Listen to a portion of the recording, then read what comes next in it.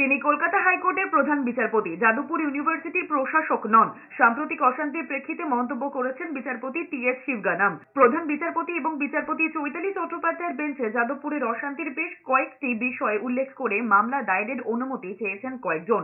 প্রাথমিকভাবে প্রধান বিচারপতি মামলাকারীদের আবেদন শুনে বিশ্ববিদ্যালয় প্রশাসকের কাছে যাওয়ার কথা বলেন। পরে মামলাকারীর আইনজীবীর বক্তব্য শুনে মামলা করার অনুমতি দিয়েছেন প্রধান বিচারপতি।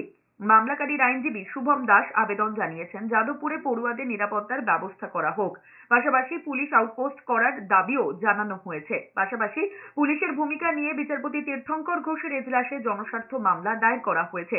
বিশ্ববিদ্যালয়ের ছাত্রদের একাংশের তরফে এই মামলা করা হয়েছে। মঙ্গলবার ওই শুনানির সম্ভাবনা রয়েছে।